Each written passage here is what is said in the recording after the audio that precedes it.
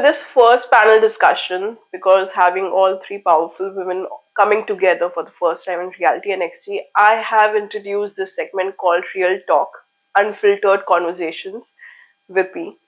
So I'll keep it very short. Like, I want a quick, thoughtful, like, don't take much time. It's not like a rapid, but be quick about it so that we can immediately know in what mind frame you're answering this question. So my first question to all of you guys are, can you describe a significant challenge or setback you faced in your career and how you overcame that? What lessons did you learn from that experience? Let's start from you, Ayushi. I think one of the biggest challenges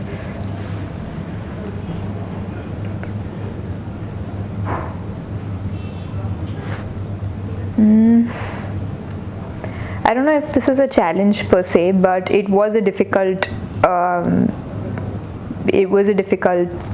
thing back in the time, was whether I should return back and join the business, or I had a full-time offer with JP Morgan, and whether I should continue that. And I think that was like a life-changing decision at that point. And I decided to come back and take on this role. And I think the learning curve initially I thought was too steep, because I wasn't trained in this. Everything that I learned was kind of on the job.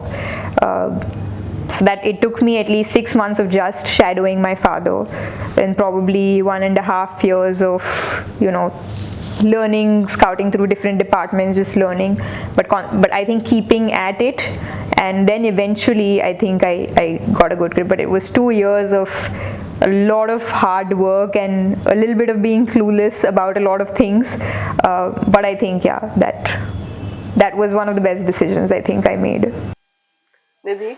I think very similar to Ayushi. I think 2021 I was at peak of my career. I think it was all the real estate top firms which were calling me at probably all the roles possible, especially in the sales. And that was the time when I decided to start my own entrepreneurship. I think that was the toughest decision for me, and I'm very glad that though the first year was very, very, very difficult, because it was not only probably a financial shift, it was also a mental shift.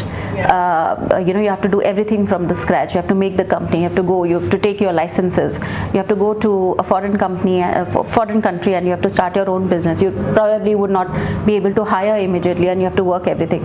But I think that time has taught me a lot, and I'm very glad that today, by end of 2 years, I've kind of made 2 successful companies, and I'm extremely happy about my decision of leaving the corporate and starting my own entrepreneurship. Nice. Garima? So for me, I would say the onset of COVID, because we were barely a year and a half old as an organization, and suddenly COVID struck.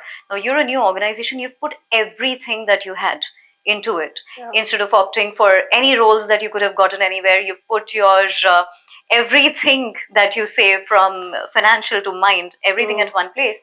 And suddenly the industry that you're in is zero. It's completely nullified. And you really don't know what to do, because also, apart from you, it's just not about you, it's your employees.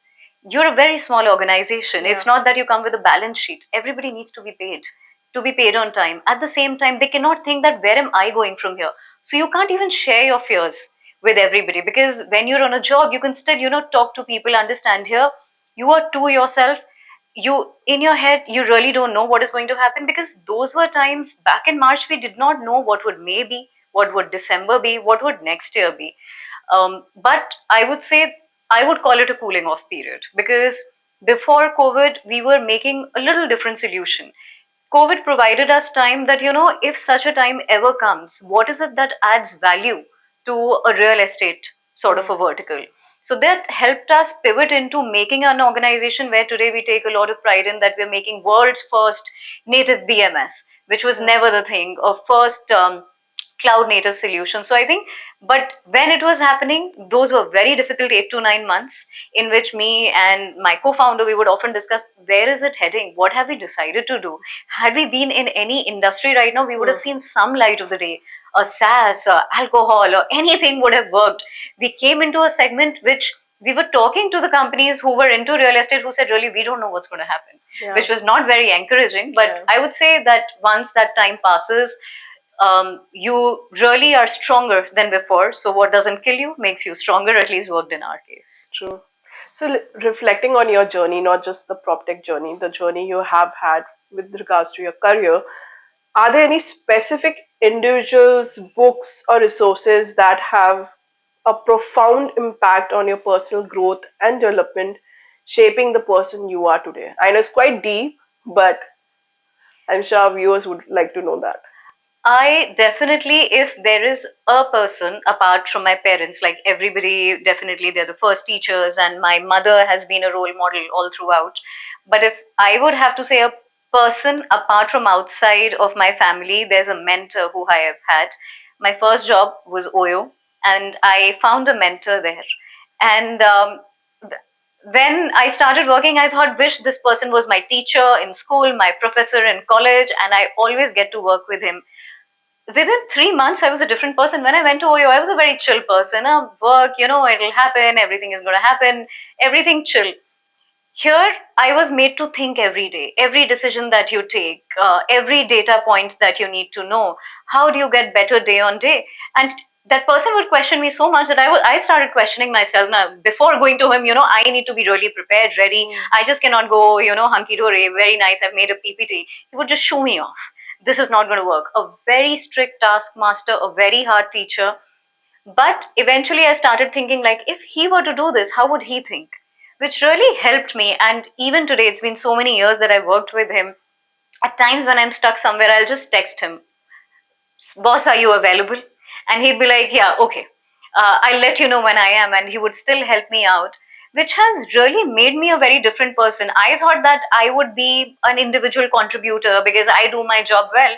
One question that he once day asked me, will you be always this, or will you ever think of becoming a CEO? I'm like, I want to become a CEO. He's like, you never are like this. You really need to change. So while he was hard and everything, but I would say that taught me a lot. And even today, I go back to that mentor, and I think everybody needs to have that mentor in your workplace as well. Yeah. Because parents are really nice to you, they are good to hear you, but you also need somebody who's not that nice, who tells you these are not the really good things about you, these are so many flaws, which definitely are there. And when it comes to books, I think I read a lot. I read 3 to 4 books at once, and I really like Phil Knight's Shoe Dog. That seems to be one of my favorite. I also write the SpaceX books. I like pretty much every book that has been ever written on Steve Jobs. There's not a book I haven't read. So because that, I just find it, that entire idea of creating a product, I don't think anybody else could be that passionate about it. And so I read a lot. I also now have started writing a little.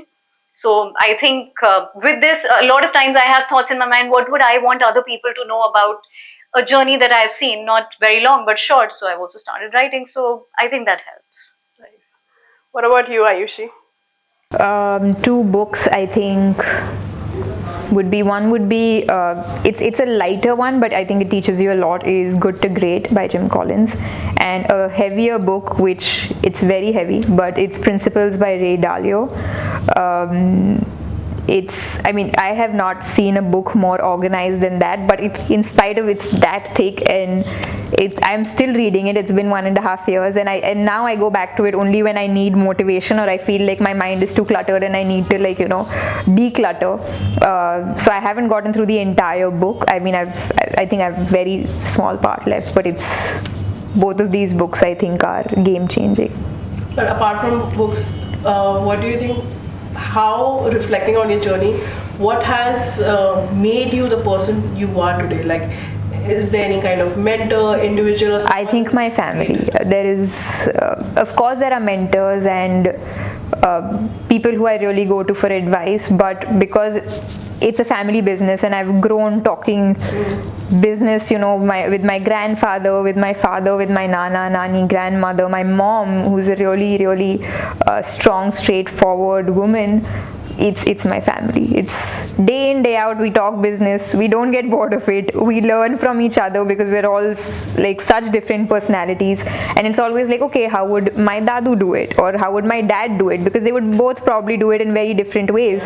Or how would my mom deal with this situation, again very different. But because I come from a business family, I think it's very strongly rooted in our kind of DNA. Nice. Yeah. Nidhi, what about you? So I'll kind of divide it into two parts very quickly. I think first, material influence. I'm not a very ardent reader, so I think there's just one movie which is very close to my heart, and I don't know, it doesn't relate to any kind of a corporate or any kind of a big yarn so-called, but there's something which pinches or something which really takes me high, and that movie is Queen. I don't know, somehow, and I'm being very candid and open about it, that whenever I'm down, I kind of watch that movie and there's something which instantly happens and I'm like kicked. The other part of it is the family. Of course, while I have a fantastic support of my husband, all the near and dear, like my partner and all of it, I've gone through a very tough time during my I've kind of lost my entire family in my on a small road accident, and I had no option. So it was just that very quickly I knew that I have responsibilities. I had to kind of get on my feet and support whatever is left now, and that's from my mother's side. And the way she stood up after this entire incident of our family, I think that made me a lot of she was an inspiration, that if she can, why can't I, after she losing a young son and everything in that accident, so why not I? So I think that was one point where I felt that I did not have that option for several years. I had to be very strong. So I'll ask one important thing from you only. What do you believe are some of the most critical skills or qualities that professionals need to cultivate in order to thrive in today's dynamic and competitive business environment?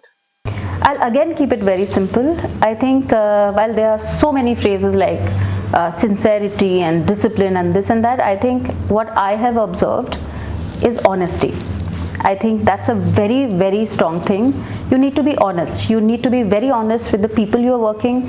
I think you need to be very honest with the organization which you're working. You need to give time.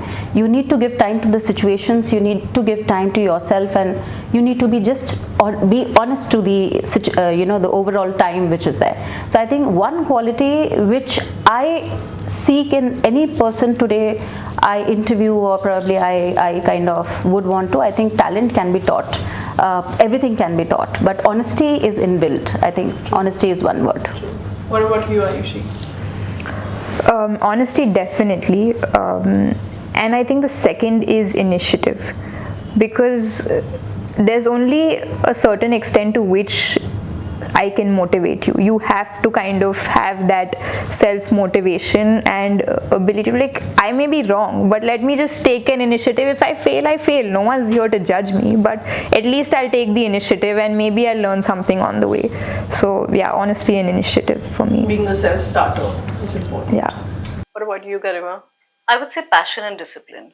Because a lot of days when nothing works, discipline for somebody really works, and passion is what something I search for in people. If you're only hungry to do better every day and compete with yourself every day, then I don't have to be bothered about you. I'm sure you can do much better, much beyond what my expectation is of you. So whenever even I interview somebody, I would always have questions around where they were ever able to bring about their passion, because you really can't put it into people. So that's something that I like to see in people. Let's say it's a mirroring thing which I try to find out, because if I know I find such people, I don't have to worry about a lot of things. I can see a bit of a Steve Jobs influence on that. So last not the least, I want to know from all our women panelists, what advice or insights would you like to share with aspiring women professionals who aim to make a mark in the Indian real estate industry? Let's start with you, Ayushi. I think I touched upon this, but one is to find a good mentor who will invest in your journey and is equally invested as you. Second would be to take initiative. There is no right or wrong. We're all just learning along the way, and don't be afraid to explore something if you want to. And third is, I think, write effectively and write with clarity. Writing is such an underrated skill, but it is, I think it gives you clarity, and then when you're presenting, writing PPTs, all of that I think falls under the same bucket for me. Communication skills. It just changes, it gives you clarity is one, but I think the other person who may or may not be confused, it just kind of, the world explodes in front of them when you kind of present with clarity. So I think these three things. What about you? You get an opportunity, you make the most of it. Real estate is just another opportunity. Stop thinking that, who is it right now dominated by. You go there, you make your mark. Once you make your mark, there'll be several to follow you. It's just another thing that you do. You do so many things so well. So I would say be very uninhibited. Don't be scared about entering this industry. It is like any other industry, as long as you're on your own. Nothing matters. There are few good people also. In every industry, there are a bunch of people. In any industry, not 100% of the people are nice and waiting for you to do well or to grow. There are some nice people. Find them out. Always be very unashamed in asking for help, in asking for mentorship, especially. When you reach out, people know how serious you are about a lot of things. And I'm sure you've met with a lot of senior people in real estate. They are very helpful. From somebody who's leading a Rustomji to a Hiranandani, if you ever were to reach out to them, I've had some of the most wonderful meetings with them, where they've sat down and wanted to understand what do I do and how did I do that so early. There are people, reach out to the right people, and there are enough and more opportunities to make of. True. Nidhi? I think, I think it's very clear. I mean, be very true to your mission. That's it. There are going to be a lot of deviations. There can be a lot of people who you may want to kind of, or probably the reasons where you can just get deviated. Be very true to the reason why you have entered into a corporate life. Do good to your family and to yourself. I think that's plain and simple.